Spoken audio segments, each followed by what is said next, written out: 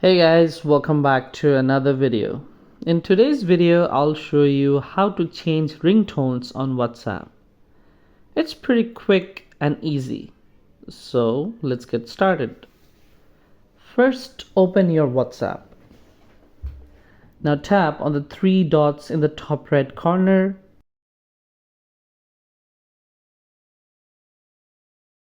and then scroll down and select notifications.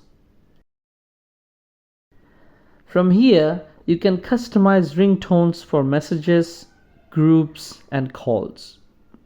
For example, if you tap on notification tone, you will be able to choose a new ringtone for your messages.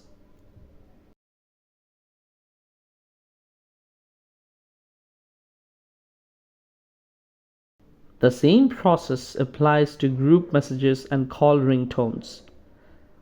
Just tap on the respective section and make your choice. And that's it, guys. See how simple it is, right? Thanks for watching this video. If you found this video helpful, don't forget to like, comment, and subscribe to our channel.